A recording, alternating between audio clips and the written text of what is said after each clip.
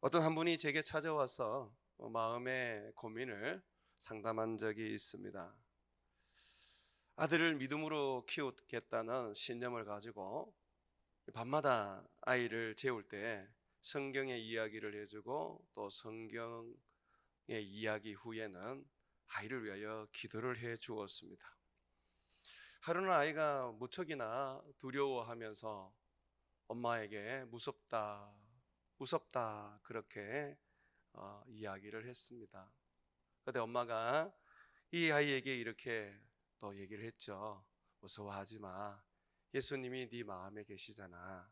예수님이 여기에 계시잖아. 예수님이 너를 꼭 지켜줄 거야. 그렇게 엄마가 이제 얘기를 했습니다. 아이는 금방 그 엄마의 이야기를 듣고 어, 잠이 들었습니다. 무서움을 이긴 것이죠. 아이를 재우고 집으로 자기 방으로 돌아온 분이 이 엄마가 갑자기 그런 생각이 들더라는 거죠. 정말 예수님이 내 안에 계시나? 그렇게 믿고 있지만 내 안에 예수님이 정말 계시는가? 우리 아이가 두려워할 때 예수님이 여기 계셔. 예수님이 너의 안에 계신단다 라고 할 때 아이가 믿고 평안하게 잠을 잘 수 있었습니다. 그것을 생각하면서 엄마가 또 이런 생각을 했습니다. 정말 나는 그렇게 믿고 있을까? 예수님께서 내 안에 계시기 때문에 나와 함께 하기 때문에 어떤 어려움이 와도 어떤 힘겨움이 와도 어떤 두려움이 와도 나는 괜찮아 라고 그렇게 믿고 있는 것일까? 그렇게 자신을 이제 돌아보면서 아닌 것 같다는 생각이 들었습니다. 그래서 저에게 와서 상담을 하게 되었습니다. 여러분들은 어떠세요? 여러분들은 모태신앙이고 또 오랫동안 신앙생활을 하셨고 늘 교회에서 임마누엘 하나님, 하나님 우리와 함께 하신다라는 것을 배워오셨습니다. 그래서 여러분들은 항상 말이나 또는 생각이나 하나님 나와 함께 하신다, 하나님 내 안에 계신다, 하나님 이곳에 계신다 그렇게 믿고 생각하고 있죠. 그런데 정말 그렇게 믿고 있습니까? 그렇게 믿고 있는데 왜 두려워하세요? 그렇게 생각하고 있는데 왜 혼자 된 것처럼 그렇게 힘겨워하세요?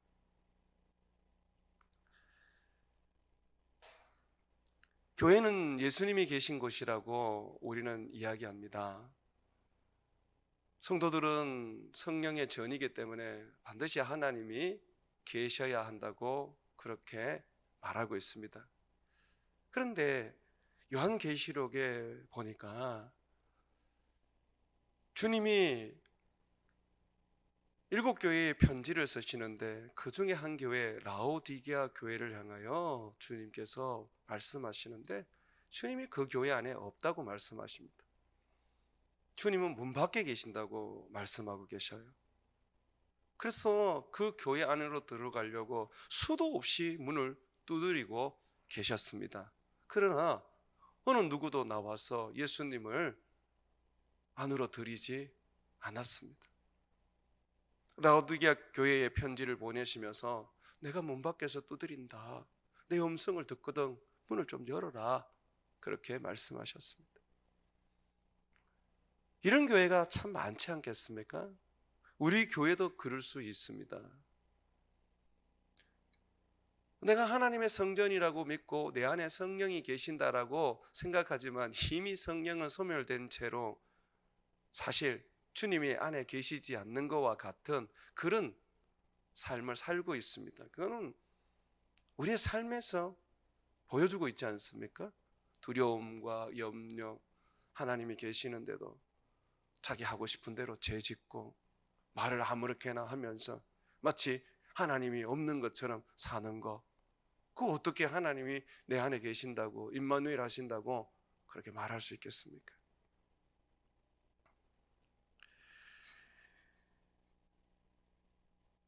우리는 성탄절을 맞이하면서 그래서 예수님의 생일 1년 만에 한 번씩 기념하는 그 기념일로만 여겨서는 안 됩니다. 천하고 천한 이 땅에 낮고 낮아지셔서 우리에게 집을 지으시고 우리 안에 예수님이 들어오셨습니다. 성탄절이라는 것은 바로 예수님이 나와 함께하는 날, 내게 임하신 날입니다. 그렇다면 우리는 성탄절을 맞이하면서 항상 돌아봐야 할 게 정말 예수님이 나와 함께하고 있는지, 내가 정말 예수님 안에 살고 있는지 돌아봐야 합니다. 예수님을 내 문 밖에 두고 나는 예수님 계시는 것처럼 착각하고 있는지 살펴봐야 하는 것이죠. 믿는다고 해서 절대로 주님이 여러분 안에 있다고 생각하지 마십시오. 말씀드렸지만 라오디게아 교회에는 예수님이 없었습니다. 성령이 소멸되기 때문에 성령을 소멸치 말라고 바울은 데살로니가 교회에 엄하게 경고를 했습니다. 믿는 사람이지만 성령을 소멸할 수 있습니다. 주님이 안 계시는 거죠. 그러므로 오늘은 우리 자신을 한번 돌아봅시다. 과연 주님이 내 안에 계시는지. 내 안에 안 계시면 정말 주님이 내 안에 계실 수 있도록 우리는 주님을 간절히 사모해야 합니다. 주님이 없으면 아무것도 안 돼요. 주님 말씀하시기를 너희가 내 안에 있지 않으면 너희는 아무것도 할 수가 없다. 왜 우리가 두려워하고 능력이 없고 늘 삶에 있어서 고통스럽게 살아갑니까? 예수님이 안 계셔서 그렇죠. 예수님이 능력이고요, 예수님이 축복이고요, 예수님이 은혜입니다. 예수 없는 은혜는 존재하지 않고 예수 없는 능력은 존재하지 않습니다. 예수님이 있어야 합니다. 오늘 성경에 보니까 예수님을 낳았던 마리아에게 천사장 가브리엘이 찾아와서 예수님의 탄생을 말해 줍니다. 이 마리아는 처음에 예수님이 자기에게서 태어날 것이라는 이 천사의 말을 믿을 수가 없었습니다. 그러나 그는 천사의 말을 들으면서 바뀌기 시작했습니다. 큰 확신과 큰 믿음을 가지고 예수님을 자기 안에 모시기 시작했습니다. 38절 말씀 한번 보십시오. 천사의 말을 다 듣고 이렇게 말합니다. 마리아가 이르되 주의 여종이오니 말씀대로 내게 이루어지이다 하고 천사가 떠나가니라. 받아들이는 거죠. 자기에게 이루어지도록 해달라고 그는 소망하고 간구합니다.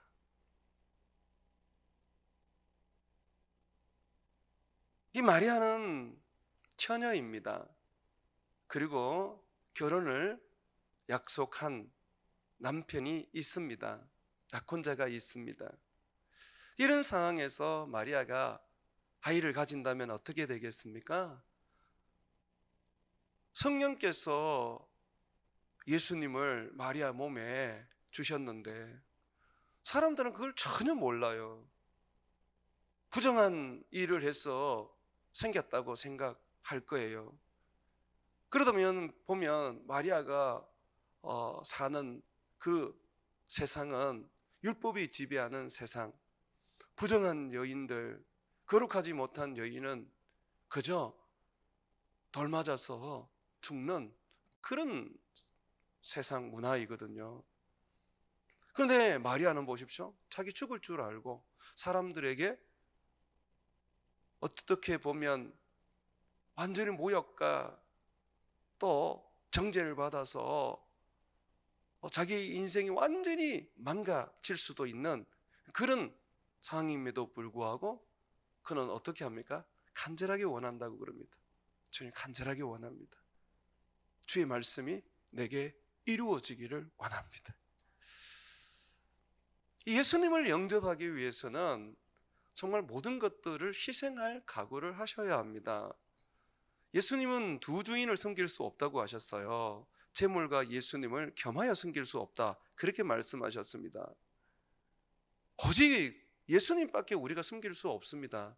만약에 예수님이 아니라면 여러분이 원하는 걸 섬기십시오. 여호수아는 이스라엘 백성들에게 이 부분을 엄하게 이야기를 했습니다. 지금 선택해라. 하나님이냐 아니면 너희가 원하는 어떤 신이냐, 지금 선택해라.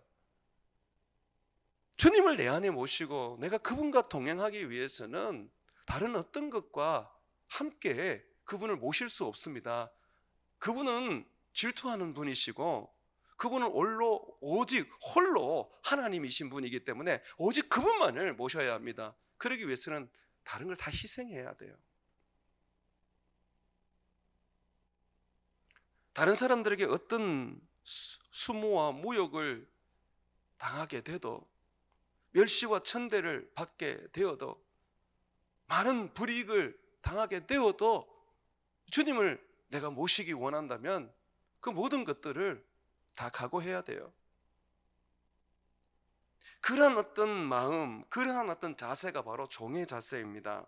오늘 38절에 보시면 예수님을 영접하기 위해서 마리아는 자신이 누군지를 분명하게 고백합니다. 뭐라고 고백합니까? 나는 주의 여종입니다. 예수님의 여종이라고 말해요. 하나님의 여종이라 말해요. 그러니 제가 결혼을 하는 것도 주님, 당신을 위해서 하는 거고, 당신을 위해서는 파혼도 할 수가 있습니다. 내 삶은 내 것이 아닙니다. 주님 것입니다. 나는 요정이니까 주님 원하는 대로 마음대로 하세요 라고 하면서 주의 말씀을 내게 이루어 주소서 라고 간청하고 있습니다. 왜 우리에게 예수님이 안 계신 것 같습니까? 왜 우리가 예수님과 동행하지 못하고 있습니까? 예수님은 임마누엘, 우리와 함께 하시는 분인데도 왜 그렇게 우리가 살지 못합니까? 바로 내가 종이 아니기 때문에 그래요. 내가 주인이죠. 예수님이 종이고. 내 꿈과 내 삶을 위해서 예수님을 부리고 싶어요. 내가 예수님의 뜻을 위하여 종이 되어 예수님을 섬기는 게 아니고, 나를 희생하고 나를 버려서 예수님께 내 인생을 드리는 것이 아니고, 내 인생의 그 화려함과 목적과 영광을 위해서 예수님이 필요한 거죠.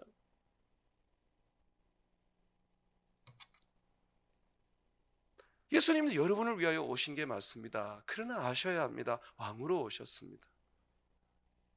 그는 우리의 구원을 위하여 오셨습니다.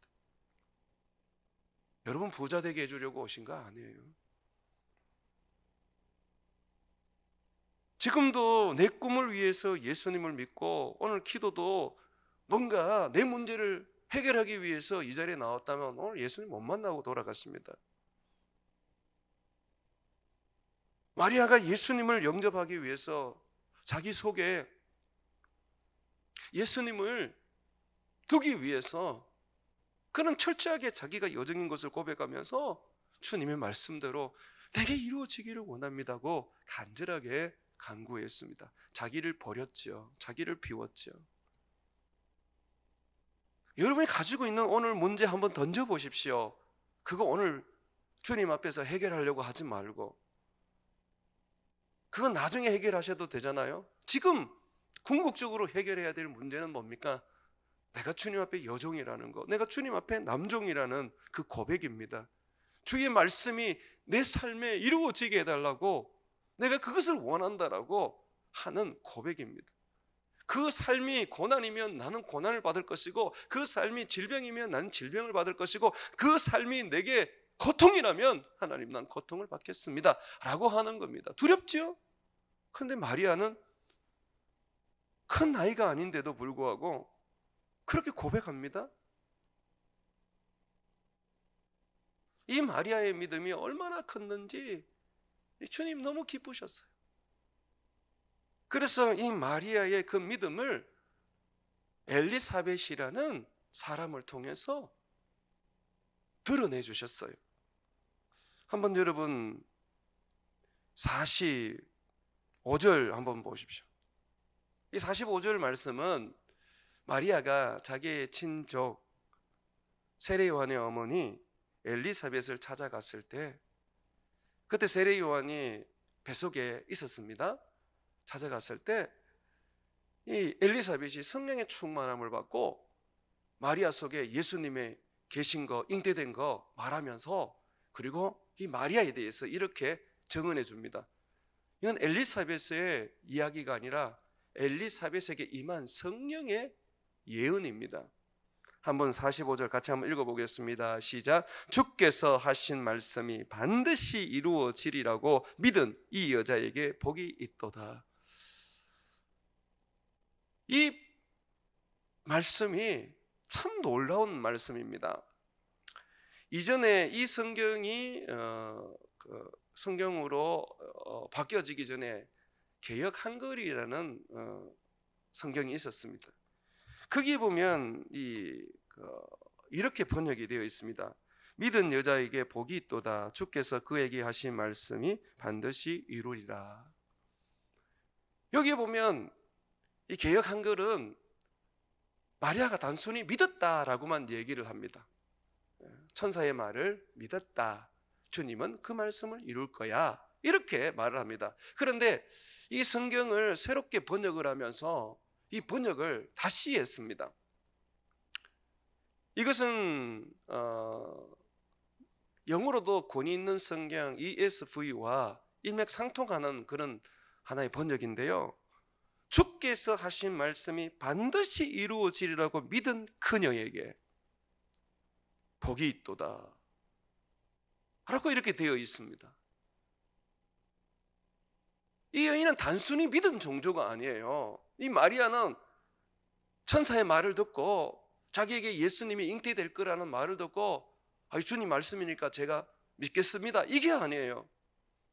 주의 말씀이 자기 속에 이루어지도록, 반드시 이루어지도록 그가 소망하고 갈망했다고 말하고 있습니다.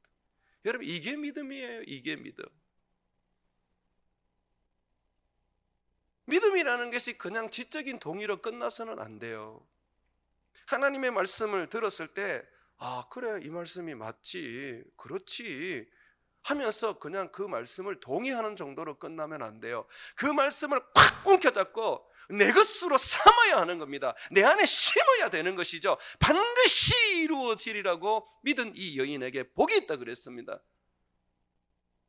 똑같이 예배에 나와서 말씀을 듣는데 왜 어떤 사람에는 그 말씀이 능력이 되고 어떤 사람에게는 그 말씀이 능력이 안 됩니까? 믿음의 문제잖아요. 반드시 그 말씀이 내게 이루어지리라고 믿는 사람, 그 사람들이 말씀을 들을 때마다 기적의 주인공이 되지 않습니까? 그냥 머리만 끄덕끄덕 할 것 같으면 그거 안 됩니다.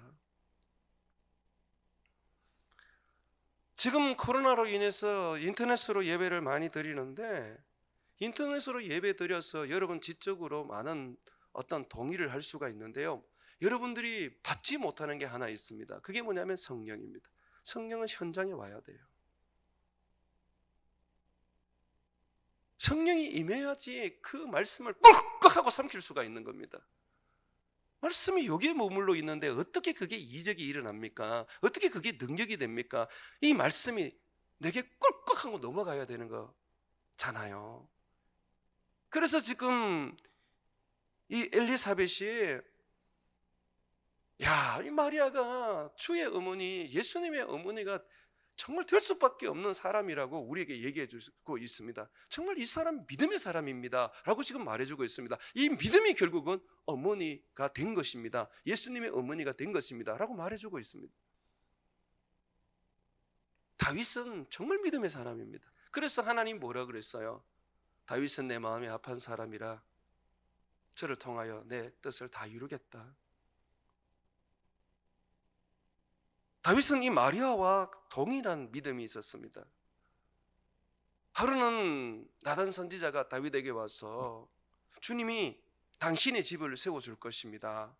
당신의 가문을 영원토록 왕의 가문으로 주님이 만들어 주실 것입니다. 당신에게서 영원한 왕, 세상을 구원할 왕, 메시아가 탄생할 것입니다. 그렇게 하나님 말씀을 전해 주었습니다. 그랬더니 이 다윗이 너무 기쁘고 너무 감사해서 다윗이 이렇게 고백을 합니다. 주님, 주님이 내 집을 세우신다고 하셨습니다. 주님께서 나를 통해서 당신의 아들을 보내주신다고 하셨습니다. 주님, 이제 내가 기도할 마음이 생겼습니다. 주님, 내가 이제 기도하옵나니 정말 주님의 말씀이 이루어지기를 원합니다. 여러분, 우리는 믿음을 착각하고 있는데요, 그냥 내가 지적으로 동의하고 전혀 의심 없이 그냥 내가 예 알겠습니다 라고 그냥 끄떡끄떡거리면 그게 좋은 믿음이라고 생각해요. 그런데 정말 마리아나 다윗은 거기에서 더 넘어서 의심 없이 더 넘어서 간절하게 그 말씀이 자기에게 이루어지도록 간구했습니다. 야고보서에 보게 되면 이 야고보는 믿음의 기도자 한 사람을 소개하는데 그 사람이 누굽니까? 엘리야입니다. 엘리야. 그가 기도했을 때 3년 6개월 동안 비가 오지 않고 그가 기도했을 때 또 3년 6개월 만에 비가 왔지요. 그 기도를 야고보가 뭐라 그러냐면 믿음의 기도라고 소개하거든요. 주님이 엘리야에게 나타나셔서 3년 6개월 만에 이제 비를 주겠다라고 약속을 하셨습니다. 너는 가서 아합 왕에게 이 말을 전해라. 하나님이 한다 그러면 되잖아요. 하나님 말씀 주시면 그대로 되는 거 아닙니까? 그죠? 그런데 엘리야가요, 왕에게 가서 비가 올 거라고 하고 난 다음에 그때부터 머리를 다리 속으로 집어넣고 비가 올 때까지 기도를 합니다. 비가 올 때까지 계속해서 기도합니다. 여러분, 믿음이 없어서 엘리야가 그랬나요? 마리아가 오늘 믿음이 없어서 주의 말씀이 반드시 이루어지리라고 그렇게 소원했나요? 다윗이 믿음이 없어서 당신이 영원한 나라를 주시고 당신이 내 자손에게서 영원한 왕이 되게 하실 건데 아이고 하나님 못 믿겠습니다, 꼭 이루어 주십시오, 그래서 기도했나요? 아니잖아요. 믿었잖아요. 철저하게 믿었잖아요. 누구보다도 기뻐하며 놀라워했지 않습니까? 이 믿음의 사람들이 주님 앞에 그 믿음의 반응으로 나타나는 게 바로 뭐냐면 반드시 이루어지도록 하나님 앞에 간구한다는 것입니다. 여러분에게는 주님이 수없이 많은 약속을 하나님이 해주십니다. 설교를 통해서 성경을 읽는 그 시간을 통해서 수없이 약속을 해주지만 그냥 여러분은 고개를 끄덕끄덕거리고 지적으로 동의해보고 말아버립니다. 그 말씀을 다 꿈켜잡고 꿀꺽 삼키면서 내 안에 심겨지기를 간구하고 소원하지 않습니다. 믿었는데 왜 안 되지? 그게 믿음이 아니거든요. 그거는 귀신도 믿습니다. 믿음이라는 것은 결국 주의 말씀이 이루어지도록 내 마음을 거기에 쏟아붓고 내 삶을 헌신하는 것이 있어야 합니다. 믿음은 헌신이 없으면 안 돼요. 믿음이라는 것은 동전의 양면이기 때문에 믿음이라는 앞면이 있으면 뒷면을 열면 반드시 순종이라는 게 있어요. 성경은 믿음을 순종이라고도 말하고 순종을 믿음이라고도 말하는데 이 순종은 헌신 없이 안 돼요. 마리아가 주의 말씀에 헌신하려고 그러면 결국 파혼도 당할 수밖에 없고 결국 부정한 여인이라고 해서 돌팔매를 맞을 수밖에 없는 그런 상황이 처해집니다. 그거 헌신하는 거예요. 주요, 네 알겠습니다, 하겠습니다. 믿음으로 갈 바를 알지 못하고 가나안 땅으로 갔던 아브라함, 그는 그 삶을 헌신했습니다. 헌신 없이 뭐가 돼요? 교회에 헌신하라는 게 아닙니다. 우리는 자꾸 보면 뭔가 어떤 자기의 어떤 만족을 이루는 일들을 자꾸 하려고 그러는데 아니요, 주님께 헌신하라고요. 주님이 지금 말하고 있잖아요. 내가 너를 통하여 내 뜻을 이룰 수 있도록 네가 순종하라고요. 네가 십자가에 못 박히라고요. 절대적 헌신이 없이는, 절대적 순종이 없이는 마음속에 간구가 생기지 않습니다.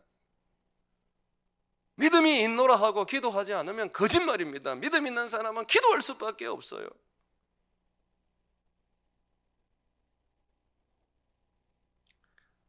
제가 공부했던 미국의 리버티 유니버시티는요, 제리 포웰이라는 목사님이 세우셨는데, 그 린치버그, 버지니아 린치버그라는 작은 마을에 학교가 있고 또 그분이 세운 교회가 있습니다. 인구가 한 8만 명 정도 되나요? 그렇습니다. 그분은 거기서 개척을 하면서 지금 한 2, 3만 명의 교회가 되었고요. 리버티 유니버시티는 세계 최대의 크리스찬 대학교고요. 거기 거주하는 학생들은 한 2만 명 좀 되는 것 같고요. 온라인으로 한 10만 명 정도 학생들이 공부를 합니다. 8만 명 정도 되는 인구인데, 그 린치버그에서 예수님을 믿는 사람은 약 70%가 넘고 80%를 육박한다고 합니다. 엄청나죠? 우리 김천보다 작은 도시입니다. 그런데도 불구하고 거기에는 엄청난 그리스도인들이 예수님을 믿고 살아갑니다. 이 제리 포웰 목사님이 가진 신앙의 좋은 모습 중에 가장 으뜸이 되는 게 뭐냐면 믿음입니다. 믿음. 이분은 믿음을 이야기할 때 항상 다이나믹 페이스라고 말하는데, 다시 말해서 폭발적인 믿음, 아주 힘이 있고 능력이 있는 믿음을 이야기합니다. 믿음이라는 것은 뭔가 펑 하고 터뜨릴 수 있는 그런 능력이라는 것이죠. 그러면서 그 근거로 그가 되는 것이, 믿음이 있으면 산을 들어 바다를 메꾼다는 예수님의 말씀입니다.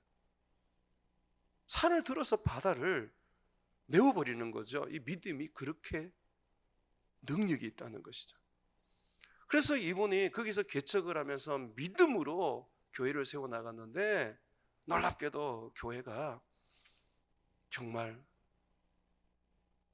가장 큰 교회가 되었고, 또 그분은 교회를 하면서 모든 사람에게 복음을 전해야 된다라고 하면서 방송을 시작했어요. 그래서 텔레비전 방송을 해요.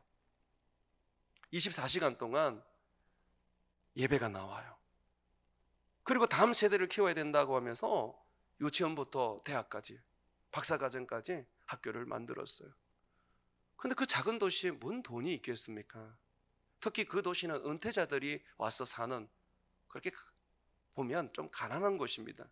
물가도 다른 지역에 비해서 약 한 12% 정도 낮은 그런 곳입니다. 그런데 거기서 굉장한 역사가 일어났거든요. 그게 바로 믿음이라는 거죠. 믿음. 그분은 항상 그 얘기를 합니다. 믿음입니다. 믿음입니다. 이분은 이 믿음의 어떤 다이나믹한 이 믿음을 일으키기 위해서 자주 하시는 게 금식이라고 하셨습니다. 참 좀 우스운 이야기인데, 이분은 금식할 때 물을 안 먹고 콜라를 드신대요. 역시 미국 사람은 다른 것 같아요. 그게 맞는 말인지 안 맞는 말인지 모르지만 그렇게 우리 엘머 타운즈 박사가 얘기해 줬어요. 금식을 참 많이 하신대요. 그러다 보니까 제가 다녔던 학교에는 정중앙에 교회를 하나 세워놓고 항상 교회 문을 열어놓고 학생들에게 기도하게 가르칩니다. 그래서 제가 거기 가서 종종 기도했는데, 미국 청년들 기도 많이 하더라고요. 방언도 하고 찬양도 하고 통속으로 막 소리 지르면서 기도하고, 저는 한국 사람들만 통성으로 기도하는 줄 알았는데 그렇지 않더라고요. 정말 막 뜨겁게 부르짖고 밤새서 기도하고 그러더라고요. 제리 포웰 박사가 항상 다이나믹 페이스를 가리킬 때마다 이 폭발적인 믿음을 가리킬 때마다 기도를 언급했습니다. 믿음은 기도로 증명이 된다는 것이죠. 그래서 그분도 기도의 삶을 살았고요. 이분에 대해서 엘모 타운즈 박사는요, 이 엘모 타운즈 박사는 같이 교회를 설립하고 그리고 학교를 같이 세웠던 석학이세요. 우리나라에도 알려져 있는 분이신데, 이 엘모 타운즈 박사가 제리 포엘에 대해서 이렇게 말합니다. 제리 포엘은 능력이 있었습니다. 그는 무엇이든지 말하는 대로 그대로 얻는 능력이 있었습니다. 이 제리 포엘 박사가 입에서 뱉어내면 그게 다 이루어지는 거예요. 사람들이 정말 이 사람을 선지자로 여길 정도로 대단했던 믿음을 가지고 있었습니다. 이분이 마지막 순간까지 믿음을 사용하셨는데, 그가 자기는 심장마비로 죽을 거다 그러면서 심장마비로 죽었을 때 받을 수 있는 보험을 들어놓으셨습니다.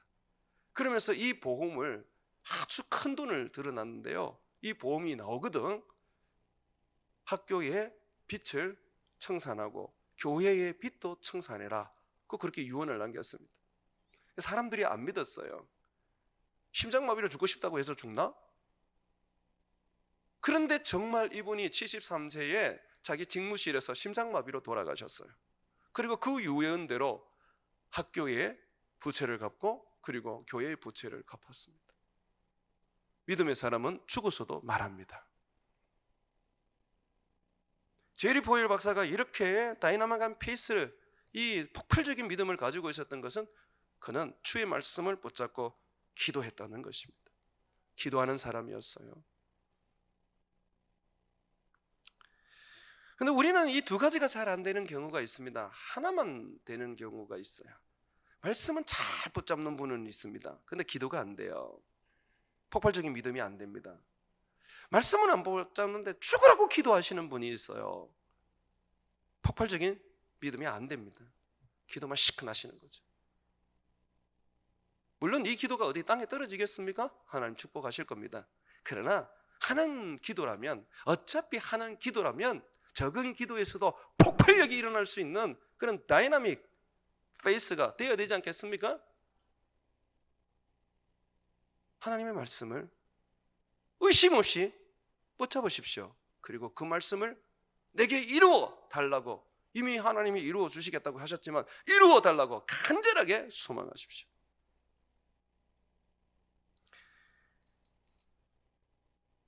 한번 보십시오. 37절입니다. 마리아가 나는 처녀인데 어떻게 내 몸에서 아이가 생길 수 있습니까? 라고 했더니 이렇게 말합니다. 1장 37절에 대저 하나님의 모든 말씀은 능하지 못함이 없느니라. 그렇죠? 이 하나님의 말씀, 이건 능하지 못한 게 없어요. 어떤 거는 이루어지고 어떤 거는 안 이루어지는 게 아니에요. 믿음이 없어서 그렇지. 믿음만 있어 보십시오. 이루어지지. 이것이 왜 이루어집니까? 보십시오. 35절을 보게 되면 이렇게 말합니다. 하나님의 말씀대로 마리아 네 몸에 예수님이 잉태될 수밖에 없는 것은 35절에 보면 천사가 대답하여 이르되 성령이 내게 임하시고 지극히 높으신 이의 능력이 너를 덮으시리니 이러므로 나실 바 거룩한 이는 하나님의 아들이라 일컬어지리라. 여기 보면 성령이 나오고 능력이 나옵니다. 여러분, 성령을 믿습니까?